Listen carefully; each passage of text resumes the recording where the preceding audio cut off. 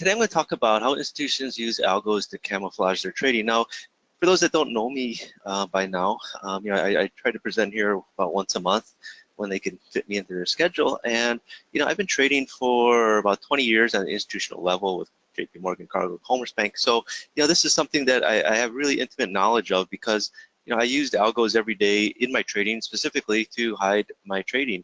And what I'm going to talk about today is hopefully a way to open your eyes so you understand, really how orders are executed, and hopefully how you can see them in the markets, in the order flow specifically. So algos.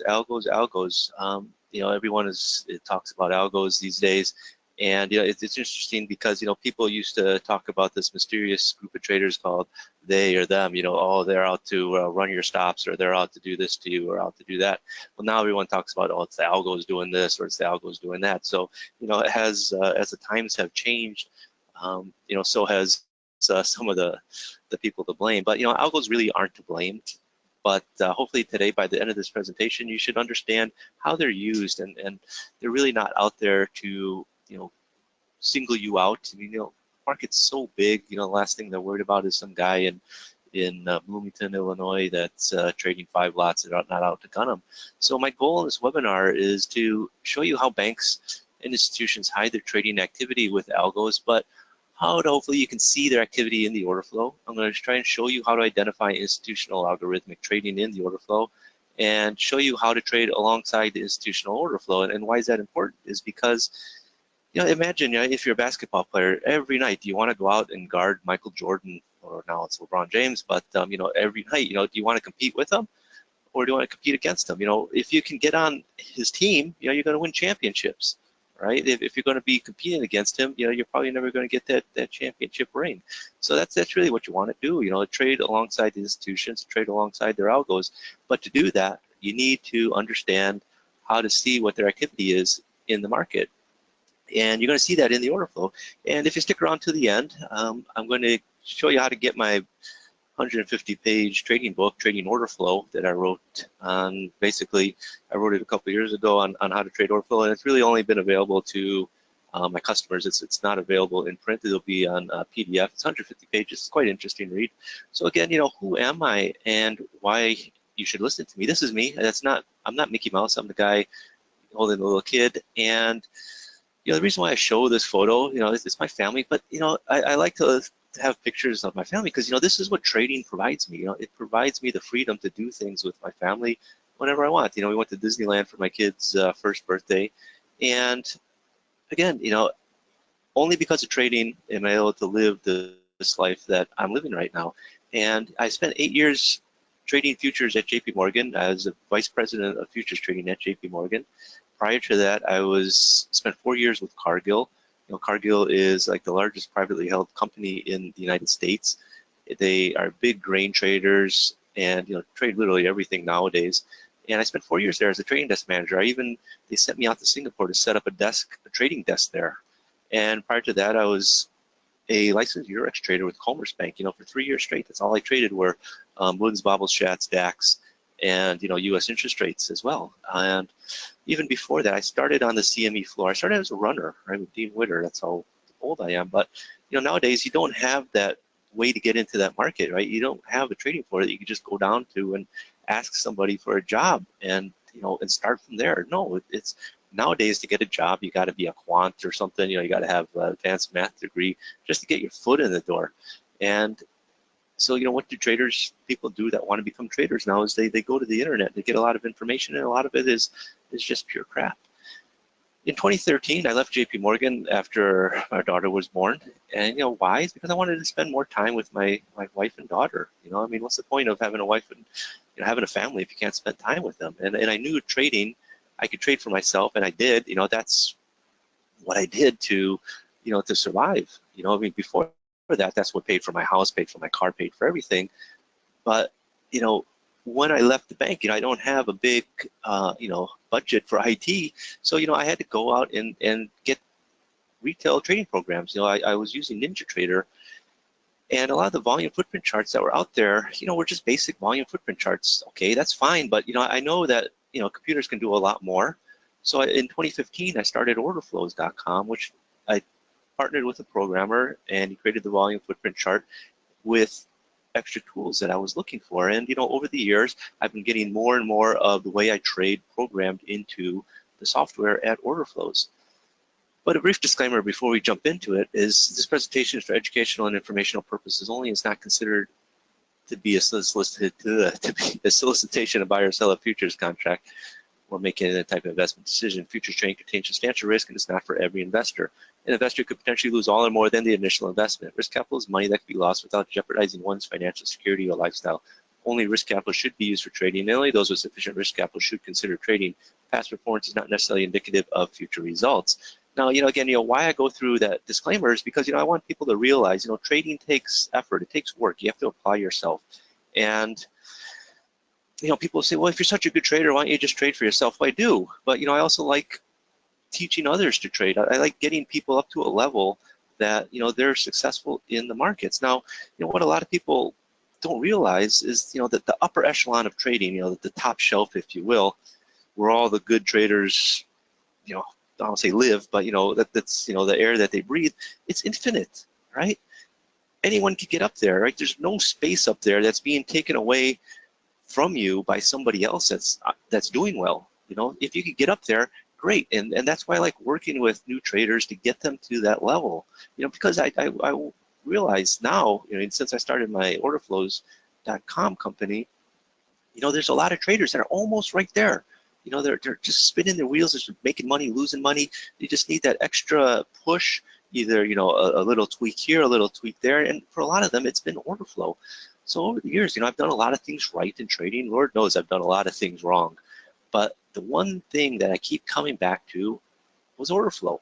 And, after trading for over 20 years, I realized no matter how much you stare at the screen, the market's going to do what you want it to do. You can't control the market. You can't will it, right? You can't have a position on that's going against you and stare at the screen and think it's going to go in your direction. Market's going to do what it wants to do. Nothing is 100% in the market. If it was, the markets wouldn't move, right? The markets would just be flatline.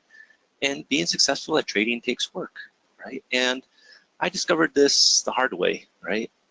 But you get to cheat and get the easy way, because I'm going to show you how. I don't like to use the word cheat, because basically how I like to use it, I prefer the word cutting in line.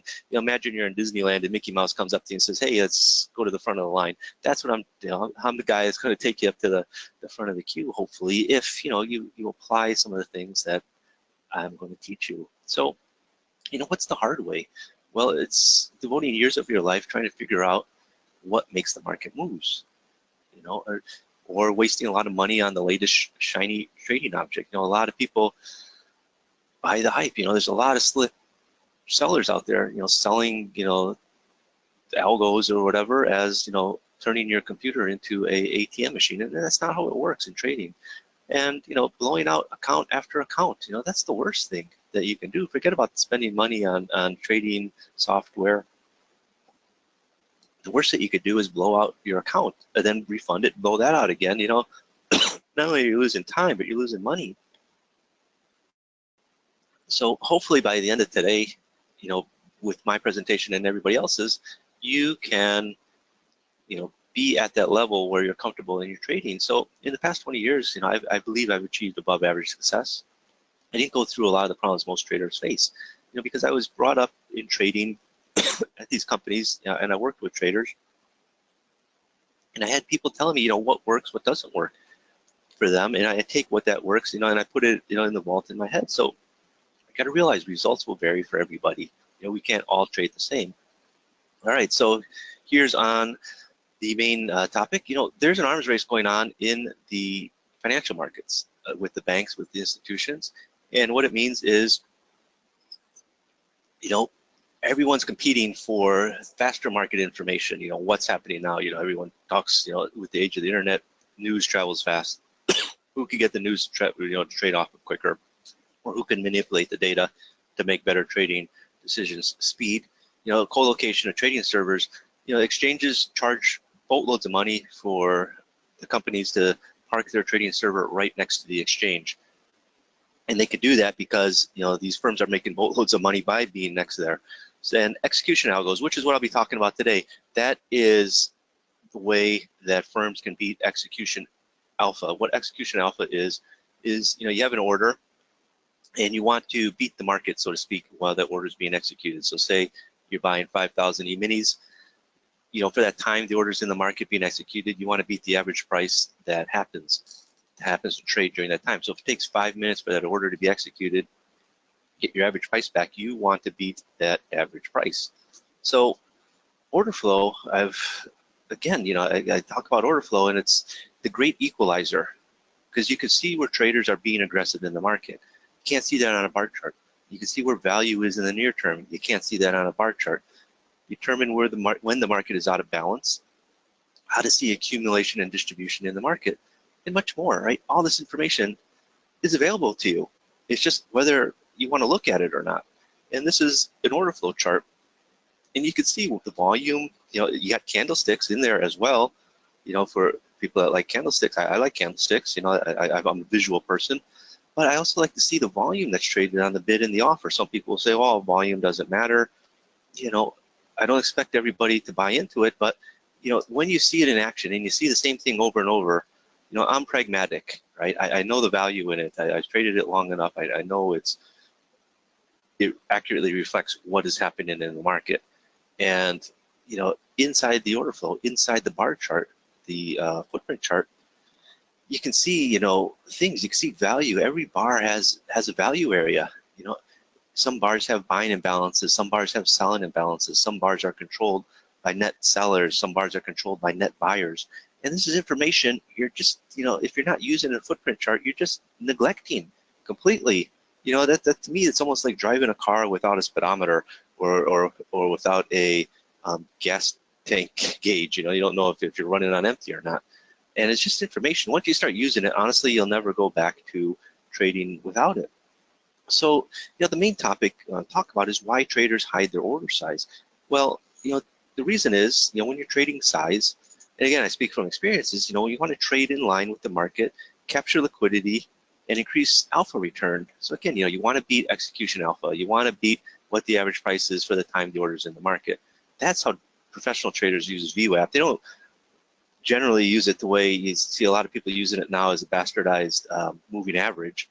No, they use it to measure execution alpha. Another reason, the traders don't want to broadcast to the world that there's a lot of buying or selling going on, that specifically them, they don't want everyone to see, oh my gosh, there's a big order coming through, someone's buying 5,000 S&Ps, I better start buying some, because that's going to move the market up, and it's going to make it more difficult for that trader to get their position on at a decent price. And of course, you don't want to affect the market. Of course, no one wants to move the market if they're trying to buy, right? I mean, if you're going in and buying, it's not like, you're going into Walmart to buy eggs and you're shouting out, hey, everyone, I'm buying eggs. They might raise the price on you.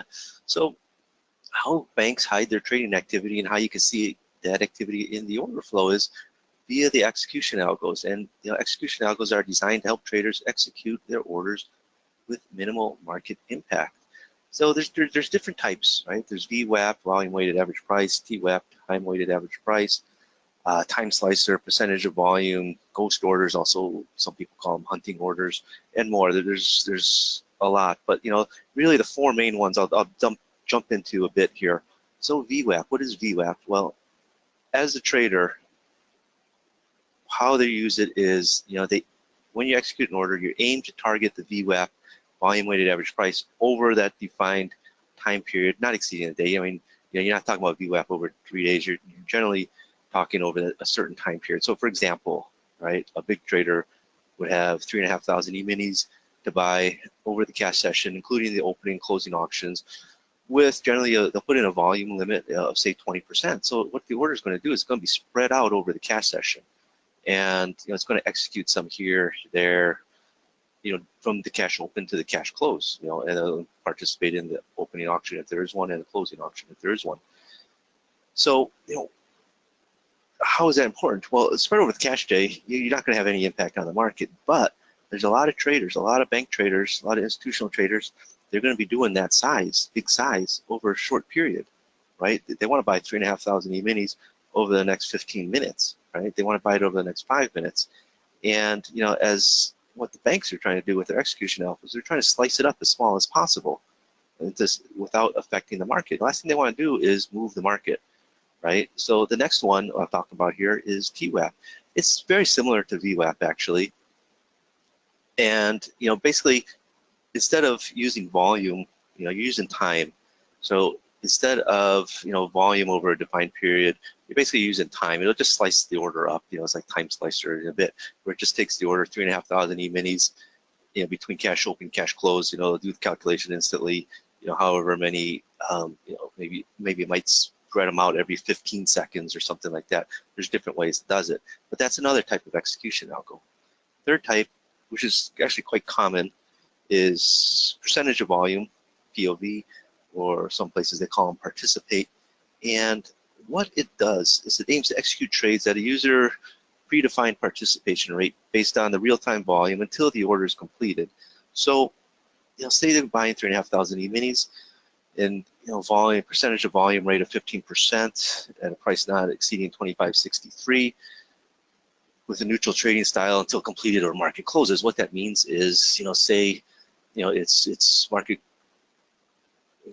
is, there's 20 minutes left in trading, and they got 3,500 S&Ps to buy. They'll say, okay, 15%, not higher than 25.63. There's a chance it might not get executed, but if the volume is there, right? It's only trading 15% of the volume at a time, so you'd have to trade.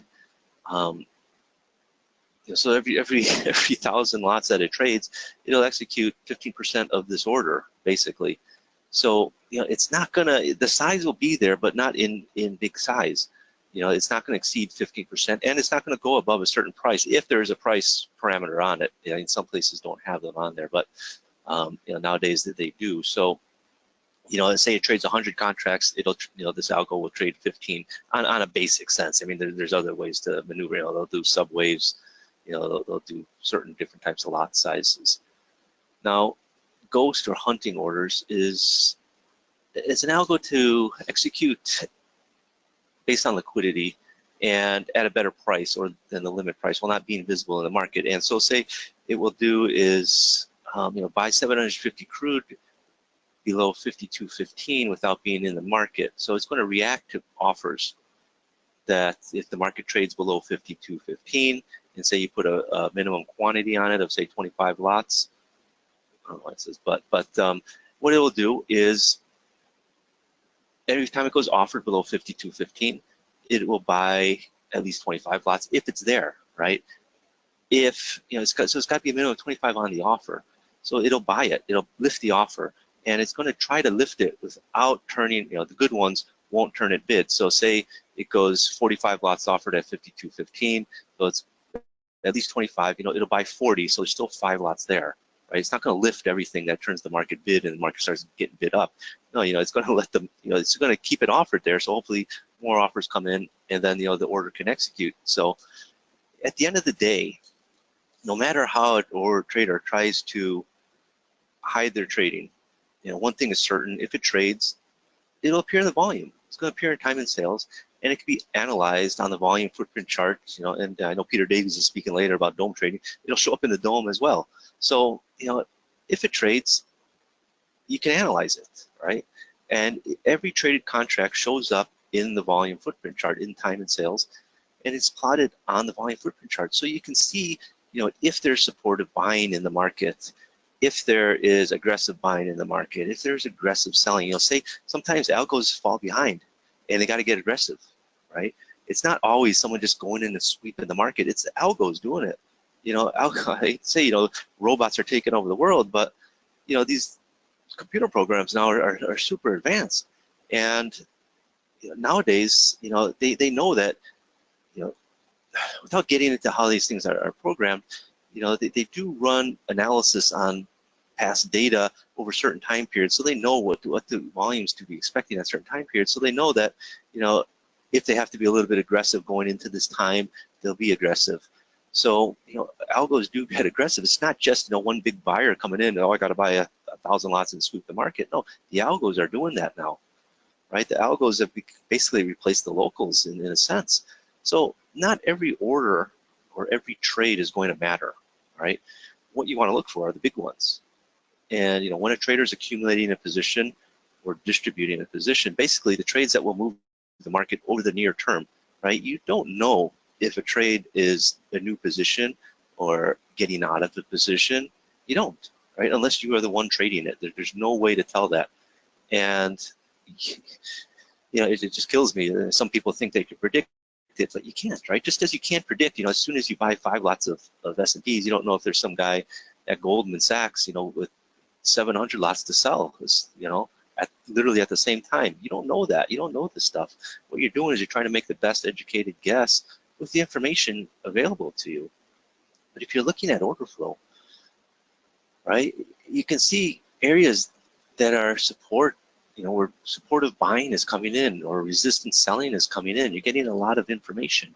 Here, and if you can see this on the bottom corner, you've got aggressive buying, stacked imbalance. A little bit later, you got some more, you got some aggressive buying coming in. And you can see how it's very supportive for the market. The next bar, it trades right back in there and it pops up. This next bar here where you got the aggressive buying, what happens? The market sort of trades around there. You know that there's someone being aggressive here, right? Whether it's a manual trader or an algo, seeing these offers and buying them because it's got a big order is trying to execute. It's there, and you can see, in the volume, in the delta, it's got a very high delta. The market's not really moving, so something is happening here, right? If you got a lot of aggressive buying and the market's not moving, chances are, it's something. I'll say something fishy. What it is, it's an algo generally taking advantage of the liquidity of the market that's there and executing as much as it can without impacting the market. So how do I identify the institutional algorithmic trading in order flow? Well, I sort of touched on it there. You can't really know if it's an institution or if it's just a big trader. When you think of institutions, you think of banks, but now there's very big locals out there that trade thousands of lots. But if you watch the order flow, right? Watch the order flow, and you'll go say, "What? Watch the order flow." Well, when you take 2,500 lot order, and you slice it and dice it up into smaller orders and disguise it and then trade it, it's going to show up in the order flow, right? Because not all orders, not all big orders are people spend all day. Generally, the really big orders are worked against cash orders, right? Against if people are buying a lot of S&Ps, then they're working the opposite order in the cash market because it's a hedge. But for big directional traders that are trying to move big size, they want to get in. They want to get in now. They're not going to spread it out over the day. If it's a position that they're taking in the market, they want to get in as quick as possible because obviously they're expecting the market to move. But again, no matter how you slice and dice it, 2,500 lots or whatever size is going to show up in the volume footprint chart. And more importantly, it's going to show up, on the bids and offers. Now again, on a volume footprint chart, not every trade matters in that sense. I mean, you're not analyzing every single tick that goes through. What you're looking for on the volume footprint charts are signs, clues as to what's happening in the market. Is someone building up a position? Is someone getting out of a big position? Maybe. You don't know if it's getting out, but if someone's distributing, if someone's selling a lot, distributing a position, chances are, depending on market structure and where we're trading, you can make a better guess than rather just looking at a bar chart. You got no idea. Now, cash open, you got to realize, cash open and cash close. Cash open is when a lot of execution algos begin. That's why you see a lot of volume. That's why you see the volume really pick up on the cash open for the first couple of minutes and sort of taper off. And cash close, you see a huge amount of volume. Obviously, there's a few more factors going into the cash close, with these index funds based on cash close. But that's when a lot of execution algos complete. So you got cash open and cash close. So that's, keep those times in mind, when you notice the volume. And, sometimes you get moves that, sort of contradict the overall current trend of the market at that time. So just keep that in mind. So how can you tell when a big order is starting or completing? Is one, imbalances, if there are buying imbalances or selling imbalances in the market. If big volume is traded on the bid or offer against no visible size, if you just see, some small size, but then you're noticing, big volume building up against it, yeah, it's probably an iceberg, on the other side. But, if there's big size trading and the market's not moving, it's an algo taking advantage of liquidity in the market. And again, size going through without moving the market. An iceberg is basically the most basic execution algo out there, but everybody uses them. You know, is there value in an iceberg? Yeah, some, but honestly, you know, anything that's above 10 lots generally is, in most markets, is iceberg at probably about 15 to 20% of the size. Definitely anything above 50 lots, especially in crude, is iceberg. If you know, but sometimes people like to show the whole size. But big orders leave tracks, which in turn can generate support and resistance in real time, right? Remember, really what you want to get real-time signs of support or resistance. You know, most people like to draw support and resistance by, oh, the market traded this high, and the market came back here later, tested that high, you got resistance. Well, what if you can see the first time it trades that high that you have a resistance area? You know, that's where your trading opportunities are going to be, right? So you can see resistance when it occurs, right? This market is selling down. You got to stack selling imbalance. Well, you know, it's a low risk trade to put an entry right around that resistance area, because if we trade back up there, chances are if it's really resistance, market's going to sell back down, right? And with order flow, you have built-in support and resistance levels in each bar with the point of control of the bar, right? On a market moving up, your point of controls would be your support. On a market moving down, your point of controls in each bar will be your resistance. You know, just take a look at this low here, right? Point of control is right here. The next bar came right down, right to that level. The next bar tested the previous bar's point of control, got within 2 ticks of it. The next bar got within 1 tick of it, right? That's like a built-in support and resistance level right in the bar. And again, you know, if you're watching the order flow, you can see if there's a big seller coming in. You know there's a big seller here with the selling imbalance, period. You know, it's very aggressive selling. You got nothing being lifted on the offer. The majority of the trading is happening against the bid. You know, that's the information you can trade off of. You know, you got to realize markets make their own structure with their own supply and demand characteristics. Not all markets. We like to say, you know, oh, if you're such a good trader, you can trade every single market the same way. Yeah, but each market really has its own characteristics. You know, E-minis trade a boatload of size versus, you know, soybeans, right? So general concepts still apply, but you know, there's little details that are a little bit different. But you know, with order flow, the same concepts do apply, right? You're going to be looking for, you know, big orders. You're going to be looking for aggressive orders, but you have to know your market. You got to understand what a big order is, what big size is, especially for the bar type you're using. If you're using a 1-minute bar chart versus a 5-minute bar chart, well, you know, if you're thinking of the size of a 1-minute chart versus the size going through of a 5-minute chart, it's going to be different, right? Just, you know, here's a crude oil, here's an 8-range chart. I know this market's moving fast. You know, I got these imbalances in here, and the size is a little bit less than normal, right? It's 100 lots, you know, in these stacked imbalances. And I know crude on an 8-range chart, you should be trading a couple hundred. So I know there's a very aggressive seller in here. You know, it could be a big trader, it could be an algo. You know, you don't know if there's a person actually clicking the thing, or if it's an algo executing it. But you know, once it stops, what I'm looking for is that selling going to continue, right? Because if it's an algo, right, they'll get aggressive, pause, give the market some time to breathe, and then start executing. It's not going to just blow through the market. You know, back in the 90s, you got these guys, you know, on the trading desks, the 24-hour desks, whatever. You know, you give them an order, they just butcher it. Oh yeah, sell me 1,000 crude. Okay, boom, you're done, you're filled. You know, now, you know, execution algos, you know, they'll finesse them in. You know, they'll start trading. You know, then other traders come in. You know, maybe it stops here, let the market come back in, and it'll start selling again. You know, that's how execution algos work. You know, the good ones really try to hide the size. But you know, if you've ever noticed how sometimes, you know, selling just, you know, aggressive selling stops, pauses back, aggressive selling comes back in. Again, you can see it in the delta. Look at this. You know, even though you got some green bars here, you still got negative delta. So you know, sellers are still in control. You know, it's, you know, delta is a very useful tool for trading. So the important thing is, well, how can you trade with the institutions, right? That's what you want to do, right? Again, if you're a basketball player, every night, do you want to go out and guard LeBron James, or would you rather be on the same team as him? You know, if you want to win, you want to be on his team, right? You want to play with him, not against him, right? You want to be doing, you know, you want to be riding on his coattails, so to speak. Yes, you can't beat the institutions. You can't beat their algos. So what you want to do is get along with them. You know, I said, if there's going to be a short-term move, get on it. That's really what you want to do.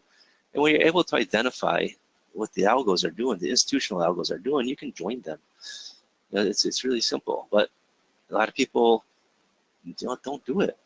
So if you're able to see where supportive buying is coming into the market, or resistance selling is coming into the market, or even aggressive buying or aggressive selling, on the order flow, you'll have an edge over other traders. And if there's one slide you can screen capture and save, it's this one. Everything you know about trading in one slide.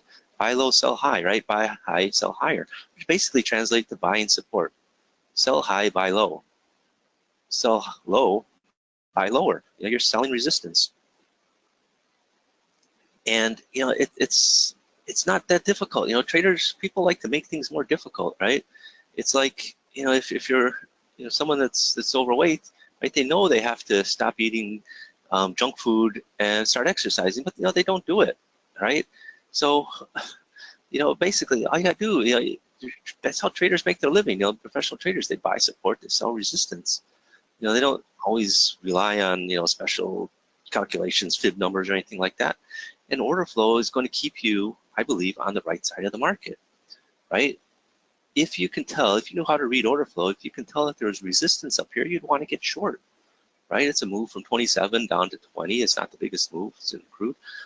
Here's another one. You know that if there's resistance, you're probably not going to go higher. And if anything, if it pokes back up here, you're going to be looking to take shorts, not get long.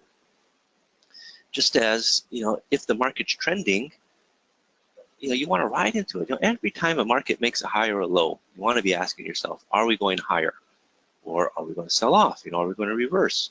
And how is the market going to go higher? Well, there's two ways. One, you're going to have aggressive buyers, or two, you're going to have supportive buying. Aggressive buyers are the ones that are going to be lifting the offers, right? Aggressively buying the offers to move the market higher.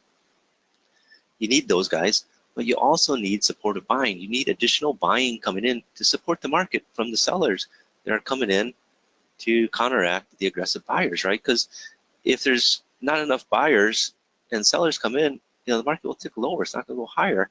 And if you knew how to read the order flow to find supportive buying in the market, then you can be confident that the market's going to go higher, right? Just like as you get into a trade, for the trade to work out, you need more buying to come in. If you're long, right, you need more buying to come in. The market, you buy your 5 lots, 10 lots, whatever, okay, you're done. But for the market to go higher, to go to your profit, you need more buyers coming in, period. And if you know how to read the order flow, and you can see where those buyers are, people are coming in supporting that market, so that if sellers come in, they're running into levels where there's buyers that are happy to absorb that selling, chances are the market's going to go higher. So you always hear people say you need an edge in trading, right? Others, you have to have an edge to be successful, but they don't really get into what an edge is. So it kills me. Speed and market information are edges. You can't compete on speed, period. You can't compete against people spending millions of dollars on co-location, things like that. And so what you need is better information. You need to take the information that's available and use it. So you ask yourself, wouldn't it be great if you could find the same trades as I just showed you a little bit? So what I did recently is I released this new indicator today, actually. It's called the Valtos SNR levels, which stands for support and resistance. I named it after myself because a lot of people actually have been taking my ideas and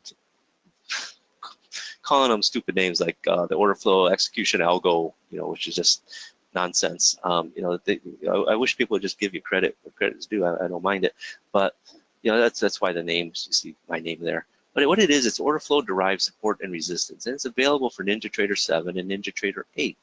It works on a normal bar chart, candlestick chart, in addition to volume footprint chart. So even if you're trading on a normal bar chart, you can use order flow to find support and resistance levels to trade around, right? And again, everything you need to know about trading is summed up in 4 words: buy support, sell resistance.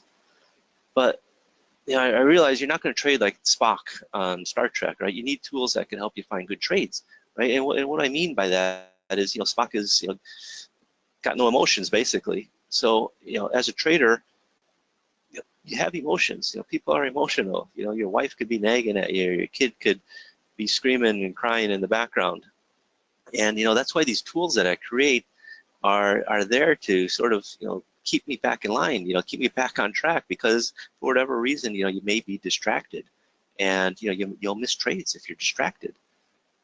And what's going to distract you are your emotions, things going on outside of the market. We could all open up a trading book, and see, oh yeah, this is what support and resistance looks like. You got a triple top or a triangle forming. But the market doesn't trade like that, right? There's a lot of other stuff going on in the world. It doesn't trade in a I don't know how to describe it. It doesn't trade in ideal conditions, right? It's not in theoretical. If you're a trader, you trade, and whether you're sick or whether you're angry, you still want to trade. And that's what these tools are for, to help take off some of that analysis for you. So what the Valtos support and resistance levels, SNR levels, do is help you find support and resistance in the market the first time it happens. Again, I was just watching this video on my Facebook on some guys talking about support and resistance, and it's like, here, basically what he is, oh yeah, you got resistance, you got this high here, then he came back here. It was just beautiful how it hit the same high and then sold off. Well, then you're missing all this trading opportunity in here, right? You're waiting for this to happen. What if you knew, like here, where this arrow is, that you have, based on the order flow, you got resistance selling. Well, if the market comes back, you could be waiting in here with your offers. Because if it's really resistance, it's going to hit that level and then sell off. Just like support, if it's going to come back in here, it's going to be support and it's going to rally, right? Or you could just be aggressive. You know there's resistance selling here, so you get short. This one didn't work out, but if you're playing the pullback, it did. Just as if this one, if you're being aggressive, you caught a nice trade, right? But all too often I see people, oh, you got a high here, you got a high here, that's your resistance level. Now they'll draw a trend line up here and call this a new high. But everything else you're missing out on, right? Now, again, if you don't know how to read order flow, that's why I create these tools. It's because, I know I've worked with a lot of traders. I've spent a lot of time teaching traders how to trade order flow. For some people, they just can't get it, and that's fine. We're all different thinkers. But if you knew how to read order flow, this is yesterday's high in the E-minis. If you knew how to read this, you would know that there's resistance selling up there. Yeah, it's nice that you got a stack selling and balance in here. So you got aggressive selling, but what execution algos are doing, right, is they're hiding that they're resistant selling. They're hiding the big size in here, right? And that's what my tools are designed to do, is to pick this out. So that's why it's drawing this area in here, this red area, is to highlight to you that, hey, this is an area of resistance. Okay, and if you remember, this is the bar chart. That was the high. I mean, it sold off to new lows, new lows, new lows. I'm not saying you would have sold it up here and covered down here. No, you probably would have got out either in here, on this first pullback, or maybe if you're aggressive, let it come down lower to the opening price or even to the new low. But I mean, there's different ways to trade. Again, this is in gold yesterday as well. You had this little swing high here, order flow, there's resistance selling, you can see it, right? I'm just showing you bar charts because it's easier for people to understand. You traded back up in here, and then you sold off. Right? It came right back up to that area and then sold off. So if you're waiting up in here, you say, hey, I know there's resistance selling here. A, you can either just get short if you're aggressive, or B, you could wait for a pullback up towards that area or even inside that area. If you're inside here, problem is if you're waiting for pullback, sometimes you're not going to get filled, or sometimes it's going to pull back and stop you out. But if you're a little patient, you're getting short, right around this area in here, you caught a nice trade. Say you missed this trade. This trade down here, you get short, you pull back into that area, you got another nice trade there, right? And this is Euro currency. This is from Monday. Okay, you're selling off. You got strong selling here based on the order flow. That's why you have this arrow here. So if you get short, where's your trade? It trades down to an area where we got support. You rally back up. Where do you rally up to? You rally back up. If you were to draw this out, you'd see rally back up into the area where you had the strong selling from earlier. That's what you want to do. You want to sell at resistance, buy on support. Sell on resistance, buy on support. Sell on resistance again.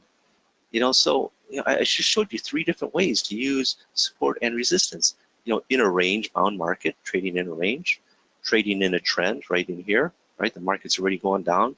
You got resistance selling, and a reversal. Market was rallying. You got the resistance selling in the at the high. It just happened to be the high of the day, but if it was a high of a swing move, I'd still treat it the same. And you're also going to get it. There's other examples like here, right? A move up. You can see it here in the order flow. It's supportive buying. So you got different ways to do it, because you know what, the markets trade in different ways. It trades in reversals. There's range trading. There's trend trading. So, over the past 40 minutes, hopefully you'll agree that it's been time spent, well spent so far. You can understand, hopefully by now, how institutions hide their order execution and why they do it. And hopefully, maybe a little bit, you can see how to see it in the order flow. Sometimes it's not easy to see it. And, these people, they want to make it seem easy to you that, oh, it's easy to see. It's not, right? I said, I've been working for institutions for 20 years, and even myself, I've been involved in, advice on programming a lot of these algos at JP Morgan, and, really, do our best to hide what we're doing to the market. So it's not as easy as people make it out to be, but, I'm trying to create tools to help traders understand that and to see this stuff. Like, again, yesterday's high in the S&Ps, it's hard to tell. That's why if you got to use the order flow, right? So you can see it up there, right? To catch these moves, you catch one trade a day like that's what you want. So, I got a special offer today, this is my special launch deal, is software for NinjaTrader 7 and NinjaTrader 8, the Valtos SNR levels. It's order flow, derived support, and resistance levels. And what you're going to get, right? You're going to get it for NT7 or NT8, whatever one you're on. Even if you're using the free version, you can use it. The normal price is $500. And I'm also going to do a special training webinar next week on it, November 15th. And because, people buy indicators, buy tools, but they don't get any instructions on how to use it. Maybe they get a 5-page PDF on how to install it, but that's it. But because of investor inspiration, they've been very good to me, always inviting me back. I got a special offer for you guys. It's $250 for today. It's actually until Sunday night. So that's half the price, and you get the free training. And I'm going to go over the settings that I use for the different markets, and I'm going to show you how it looks on different markets, different time frames, different chart types, different market types. So, who's my training worked for? It's worked for a lot of people. I got a YouTube channel, I got Facebook. You see people writing comments. Your order flows trader software is remarkably helpful. I can clearly see now what's really happening in the market. For example, who's in control of the market on a very specific time frame, and who's getting weaker as well. Other people write, lots of detailed info, best order flow analysis. Yet, again, if all this did was help you understand the market a little bit, what would that be worth to you? If it helped you manage your risk by knowing when a trade is not working out, what would that be worth to you? If you just found one slam dunk trade a day, what would that be worth to you? What's success worth to you? $1,000, $5,000, $50,000 more? How much would you pay to become a successful trader? I know people that would sell their souls to become a successful trader. I do mentoring one-on-one for $5,000 to get, it's done for you. We install the software, we do everything on a server, and you just turn over the passwords and everything. And I charge $5,000, but by the end, I want people to be able to trade with order flow, be able to make the decisions themselves. I don't want to give you everything. I want to teach you how to trade. But this indicator, this tool, you get started for just $250. It's the first step, so you can understand support and resistance. So if you go to this link, I'll put it in the chat there for you guys. It's orderflows.com/ValtosSNRs. You just scroll down the page. There's a video. You should watch the video. It's about 27 minutes. Take you to this buy button here. Click buy now. It takes you to PayPal. PayPal processes it, not me. I don't get your credit card information. Then you just fill it out. But again, the real question is, is it worth taking some time out of some of your time to check it out? Even if it did just half of what I claimed, it's going to pay for itself many times over. And if you don't want to do it, then what's going to happen is you're just going to keep losing money trading, waste more time trying to get it, quote, get it, who knows what it is, and give up trading maybe. And, that's the worst thing you do. I don't want you to give up trading because you can't understand the markets, because there's a lot of information out there to understand the markets. So again, you get started again for just $250. That's it. It's not an arm and a leg. If people can't scrape together $250, I get people, it's like they're in a race against time. Oh, I got some money and I want to learn how to trade, otherwise I get a job. Well, you're not going to be successful on that. Just as, if you don't got money to open an account, if you don't have money to open a trading account, then don't trade. Markets have been around for 100 years. They're going to be around for another 100 years at least. So there's plenty of time to learn how to trade. So if you stuck around and you're interested in my book on order flow trading, You know, I cover a lot of stuff in this book that I never really get into in these webinars, and some insights. You know, just email me, mike@orderflows.com, with the title "Send me your book," and I'll send you the link where you can download it. You know, it's free. You know, it's a nice read. It's not. There's some grammar areas. You know, if you're going to be a grammar Nazi, you're probably going to be angry at me. I mean, but there's a lot of information in there. You know, don't overlook some of the grammatical errors for the information. But again, you know, get started now. It's just $250. Go to orderflows.com/Valtos SNR levels.html.